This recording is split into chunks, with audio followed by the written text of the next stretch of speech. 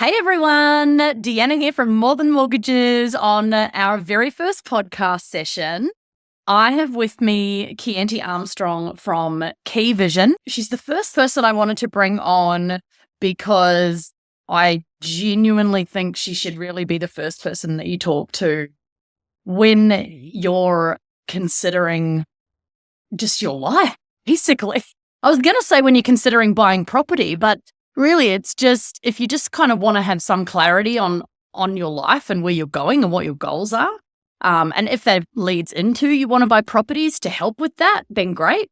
But I'll tell you the story of how, well, first of all, we've known each other for what, like 7 years? Yes, a while. Started off sort of more professional with me looking at your loans and stuff, and we've pretty much become friends over the years. So Kiante came around to my house one weekend for me to run serviceability calculations to see whether or not she could borrow for another property to add to her already extensive property portfolio. And were we talking about your living expenses? Or Yeah, I think it was a question I asked, and Kiante said, oh, hold on, I'll go get my laptop. I need to know what was in my life plan. Yeah. And I'm like, I sort of stared at her blankly. And I'm like, life plan? And she's like, plan. Obviously, I kind of looked at you more though, like, what do you mean life? You don't have a life plan. Yeah. And so she's like, do you have a life plan? And I was like, my answer was don't die. Like, I'm not too sure. It was. Yeah. She goes, hold on. So she pulls out her laptop, and the next 5 hours was us running through. Actually, we started with Kiante saying to me, all right, when do you think you're going to die? And I was like, I don't know. I've got some longevity in my family. Grandma lived till she was 102. She said, all right, close your eyes. I'm going to walk you through a little bit of a meditation. And I mean, if you're not into meditation, you can just like Google statistics on roughly when you might die. But we sort of did that, and we sort of came out with this answer of, all right, I reckon I'm going to live till 95, fingers crossed. She goes, okay, so oh no, that's right. She's got the spreadsheet with like each cell is a year of your life. And it's quite scary how little space 100 years takes up. So it is a year of your life, isn't it? Yeah, not 10 years. Yeah. Go through it. So she's like, okay, so here's your life in cells. You're already at 39, I think I was at the time. So that's colored all red. I'm going to die at 95. So that means your mid is here. So she colored that yellow.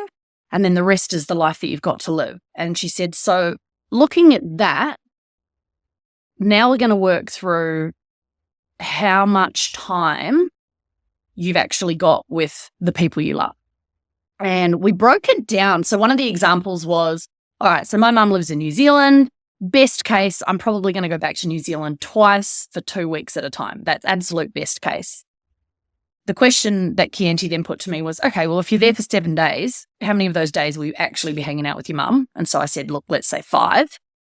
And how many hours a day? I'm like, okay, well, I don't know, 10.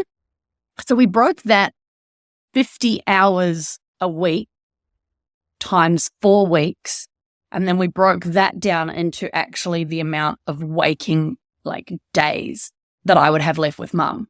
And it came out like with 2 months or something. Because also we assumed, let's say she lives till 95 as well.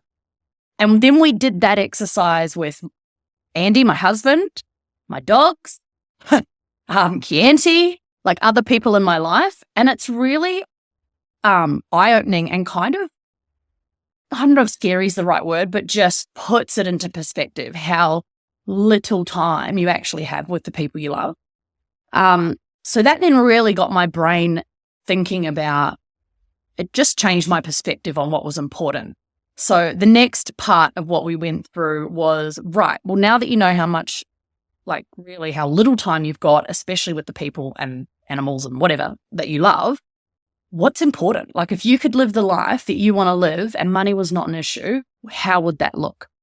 So she guides me through everything from insurances. Do I want to have children? What sort of schools do I want them to go to? What sort of wedding do I want? How much do I want to travel? Do I want to travel business class everywhere? How much do I want to be frugal with groceries every week or not? Do I want to go out 3 nights a week to eat? Like, what sort of a life, do I want to live? What sort of house do I want to live in? What sort of car do I want to drive? And we then worked out, and this was a very rough preliminary thing, and it still took 5 hours. Yeah, so we broke down all of my expenses for the rest of my life and what that looks like. Then we worked out how much money do I have coming in now? When do I think I'll retire? And how much money will I have at retirement to last me? And basically from that, worked out what the gap was between where I am and what I'm sort of capable of making money-wise. So that then gave me a really good idea of what I should do. And I'm a property person. So, in my head, I started thinking about the types of properties I should buy to be able to meet that gap. And I was totally blown away with, basically, this is how Kiante lives her entire life, which is why she has, 6 building a 7th dwelling on her own. Like, you don't have another partner that's doing this with you. And she also lives this crazy, she told me she wants to be a ninja or that you were training to, and I'm like, I don't know what that means. Yeah, life goal, ninja. Life goal. Covers everything. Yeah. So, ninjutsu, knife making.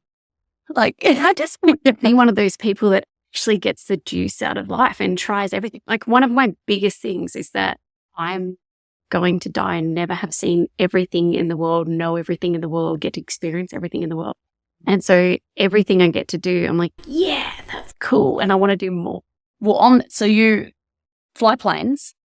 Yep. Learning. Yep. You know how to do like backflips and I do gymnastics, but I want to learn how to do a giant where you flick around the bar, 360. Yep. Yeah. Okay. Not there yet, but try hard. The reason I know she does all the stuff is because I go through her bank statements to verify living expenses when I do her loans. And so some of the things that I see, I'm like, what? Like this? Yeah.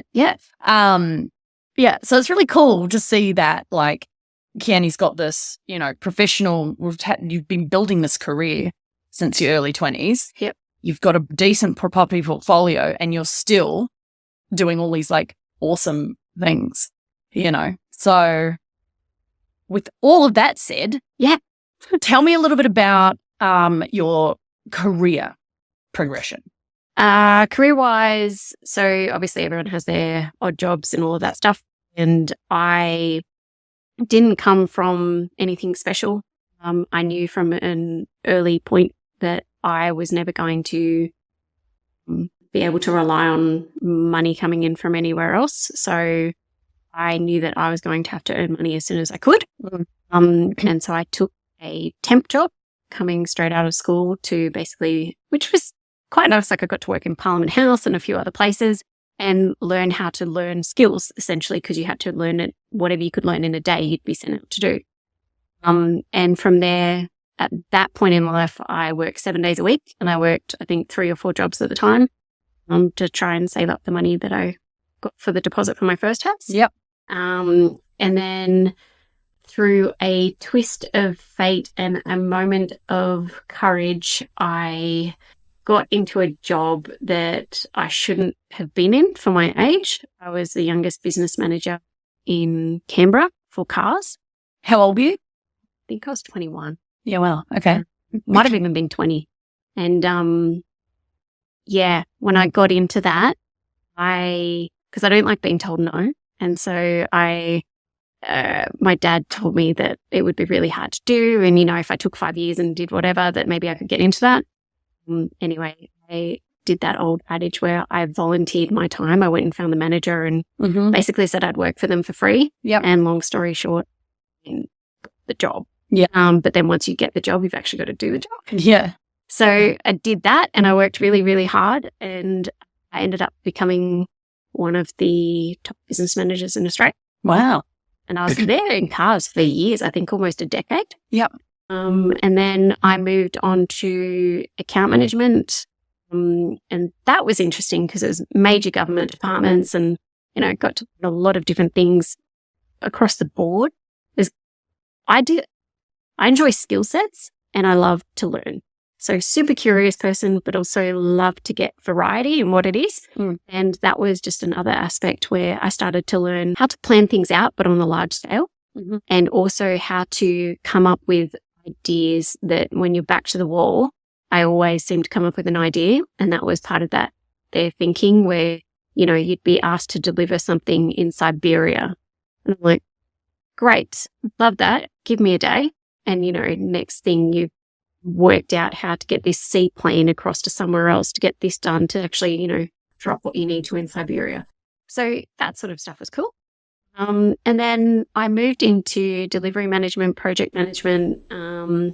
They would, whatever they told me to go out again, it was like temping again.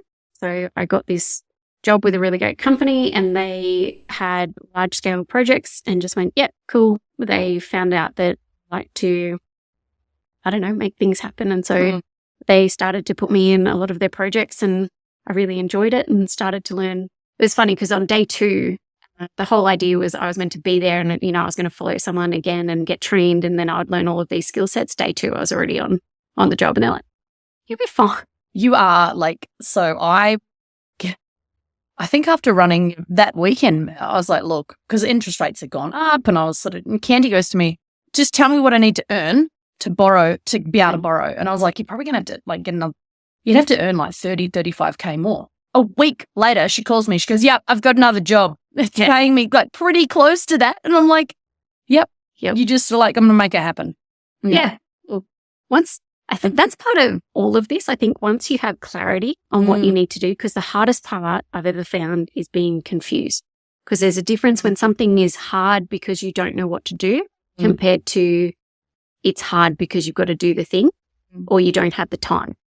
And when it's you don't know what to do, that's when it's stressful. And most people don't. Yeah. I was side tangent. I was talking to someone today and he's like, oh, I want to buy this property in Darwin. And I said, why Darwin? He goes, oh, because I got good rental yields. And I'm like, there are many other, I'm going to get him in here for a chat. But he didn't really understand. He goes, yeah, but can't I use that rental income and save that? And I went, no, because it's still going to be negatively geared. Yep. And I said, you want, like, we're going to have to look at capital growth. And like, people just hadn't really thought about that. And I think that's because they don't really know why they're buying property, if that's their thing.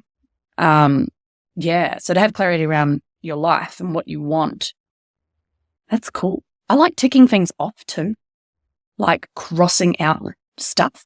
You are big on the whiteboards? I am big on the whiteboards. Okay, so during that period of 15 years? Yep.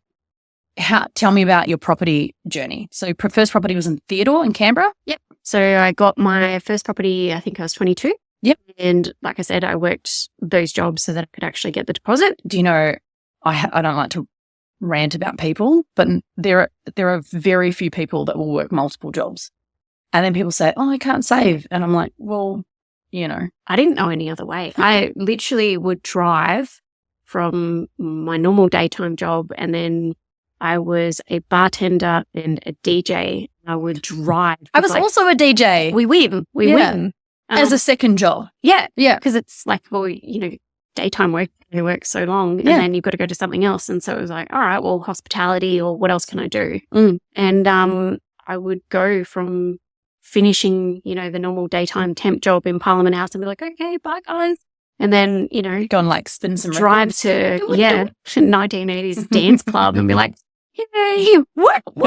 And then, you know, leave from there and I would drive because that would be like a Friday night and I'd go from there.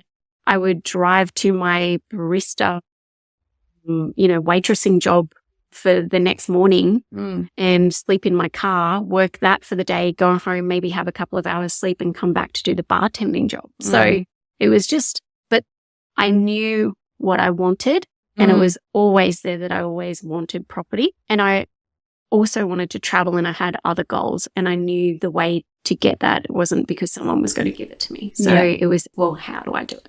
So you bought Theodore. Yep. How long did you have that property for?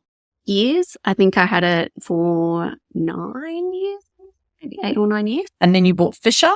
Yep. So the one after that was Fisher and I divided that and made that into 2. Yep. So I did a major Renos. You did that all yourself pretty much too, hey? Like painting and everything, tiling and stuff. Everything.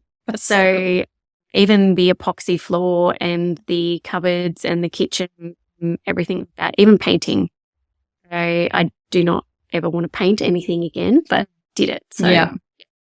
Then Campbell? Next one, yep, that was Campbell. So I bought an apartment in Campbell. Yep. And it's funny because at the time I was like, I don't buy an apartment, but I think you were super keen on that, and you're like, I don't not that I told you not to buy it, but I think you were like, I have a good feeling about it, I'm going to buy it.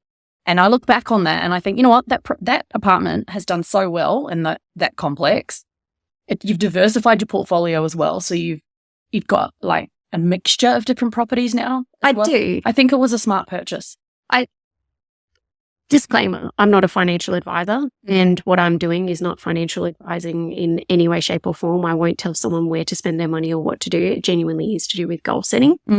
I wish I knew more at the time. So, you know, like anything, if you could go back in time, we'd all buy in Sydney. But 15 years ago. Yeah, 15 years ago. Yeah. 100%. But with that, it was one in my goal list, funnily enough. And two, it was, I had done the research on the surrounding areas and knew enough at that point that I was starting to hear words that were coming up and, you know, things to look for and what I was trying to get to. Like the fact that they can't build a massive building in front of it.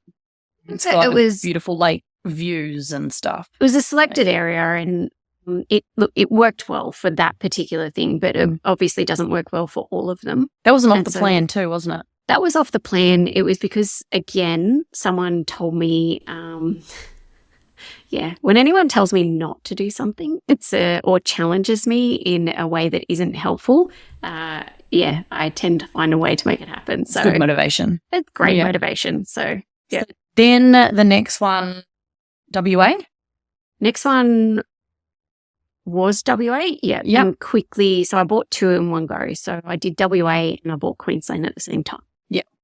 So, and that was the property in Perth is 3-beddy, massive block. And I have since split that, and I've got a granny on the back. About to get the keys for that. Yay! And winner. And then and the cool thing with that is, like, I'm a huge advocate for dual properties because you get double the rent. If a tenant moves out, you're only half, or if they stop paying rent, you've only, the risk is halved, kind of. Yeah. There's pros and cons to it. Again, everything's individual. That's why I think the more you look into these things and the more you can't have enough knowledge in what this is. And again, I don't advise anyone in it because every situation is individual. What you're looking for. I tell people, well, because I've done it too. So I've got a dual locky and one asset that for me has just been like amazing. It's been helpful. Sorry, it hasn't been helpful yet, but the projection of everything of what that will give, especially making sure, if you have a dodgy tenant or something at the front that doesn't pay, then you've got the back and you have that safety net there. However, then there's a lot of contention with if you go to resell it, then, is it going to be as easy to sell? So it's pros and cons. Pros and cons. Yeah. And you've got to look at each of them when you're trying to do it and what area you're trying to do it and the demographic that you're trying to look at, all of that sort of stuff. I know you've learned a lot off that WA purchase the hard way. Oh, yeah. I know most things the hard way, but that's sort of part of this, I suppose, because, if you've done, it's easy to have a theory about something. And once you've got skin in the game and you genuinely do it yourself, I think even if you fail, you've just got a way not to do it. And so then you can go with, hey, if I this is what I would look at. I know to look for those things now, and no one was going to come along and be like, hey, watch this. So, well, I love that off the back of all this sort of knowledge you've gained over the last 10 or 15 years of buying property. Wait, how old are you? You're not that old. 35. I had to think about that. I'm 35. That all of these things, and I've seen things over the last 7 years, that have happened, like in your property buying journey. I love that. So Kiante sat with the clients of mine recently, and all the things that have ever gone wrong in her property journey, she's like, you need to make sure you're asking for this. You need to know if this is happening. You need to know if there's fly screens on the windows. You need to know if there's locks on the doors, or just little things that the real estate agents are not going to tell you. Yeah. It's a really hard thing, I think, right now is if you go into property, making sure that you're being looked after. That's a hard thing. So, well, that kind of segues into, I know that over the last couple of years, you've built a bit of a relationship with the buyer's agent. Yes. And I've worked with him too on your properties. And I've actually referred people to, I've worked with other mutual clients as well. And he's always done a really good job. And he's the type of guy, I mean, so you and him have a little bit of a relationship. I know no money passes hands. Yeah. So basically, the Queensland property that I got through him, but the Perth property that I got through another buyer's agent. And I went to go to a lot of buyer's agents when I was seeking out property because you want to get the right one, right? And I found very quickly that there were a lot of people willing to take money from me and a lot of money, but none of them were willing to actually, it was a bit strange. Like when I went to buy the Perth one and the property agent that I used, I was looking different things. I think you did more work to find that property. It was just, it's an interesting component. And then you pay a lot of money for these guys. When I was getting quotes and things like that, it's 16 to 24 grand that they're asking. And then to not check certain things and you go, oh, well, I thought you would have done that. And then, you learn. So the fact that I've been able to buddy up with him in that way because he's helped me purchase. So we've gone through the process together. And not only that, I'm big with alignment. So I don't give him, there is no fee or anything like that he gets. I'm big on if you're going to do a referral, just do it because you actually genuinely believe that they're good. And at the same time, we made an arrangement because we worked out. So the market for what you're trying to do, they ask a lot of money. And, it doesn't differentiate. I was looking at houses around, the 300,000-400,000 mark. And, someone would quite happily give me a quote for 16 grand to 20 grand and be like, oh yeah, it's fine. It's worth it. Wow, that's crazy. Yeah. But to get that, we kind of went, okay, well, we want to have integrity. He has integrity and alignment. His property portfolio is already over $13 million. And his family have had generations of property purchases and things like that. And you've actually got evidence, like rates notices and stuff of him, right? Yes. So his portfolio. Yeah. So when I initially met him, I was going through a financial advisor and it turned out the guy was dodgy. Yep. And he had not given the best advice. And but one good thing he gave me was property buyer's agent. So it turned out well, but we were kind of aligned in that sense when we wanted to do the right thing, and we both knew that we more so wanted to help people rather than take advantage of a situation. And it just meant that he loves property. I enjoy working with people. And so there was a natural ability to work together in that space. But also, to be honest, and I think we've spoken about it before, if a client comes to me and goes through the process where we've gone through all of their details and then at the end they've got, a certain amount that they want to get to or a goal that they want to get to, and property is not the answer. Property is not the only way to do something. And it doesn't have to be. And if it doesn't fit with someone, it shouldn't. And also, I like that you could go through this whole process, which is the 17 pages of information here, and that's just like one case study of all the information you put together. Yeah. You go through all that with someone, and it might be, hey, you're actually fine. You have enough money. Like, stop working so hard and go spend more time with your family. That could be the end of the conversation. Yeah, I really like that. Pretty much everyone, this guy that I was talking to yesterday, this morning, I thought, I got to tell him about, like, he has no direction. He knows he wants to do something and he's got a little bit of a deposit, but he doesn't know what he wants or why. And I just really think that the whole goal setting thing will be so good for him. My other clients that I referred on to you, they said she was exactly what we needed. Thank you so much for the introduction. And what you provide is like something that I don't think people realize they need. I didn't realize I needed it, and it really was wonderful to go through that all. I also know that after the 6 hours of meeting maybe that you have with people, can go for a while. Yeah, so we break it up. It's not that someone's sitting there for 6 hours. That's not how it works. So I do an introduction session with people. It depends whether they're a couple or individual. And then depending on how the introduction session goes, then I'll take away whatever information we've got from that point. I'll usually book in another session and break that apart. Yeah. Because try to make it useful, and everything is to make sure that whoever I'm working with actually gets the tools to then be able to do it for themselves. Yeah. So we break up the time. I go away and put it all together. But to be honest, so for the 6 hours, usually, because, if we do a couple of sessions, go 2 hours each session or whatever it is for the 4 to 6 hours that I'm in front of a person. And these are typically Zoom sessions, right? Yeah. So anyway, Yep. That we're doing that. I'm probably doing 20 hours of work in the background to make sure that I put everything together. Which when you told me that, I was like, really? And then you sent me all the stuff that you had done. And I was like, yeah, okay, I can see why that took so long. Yeah.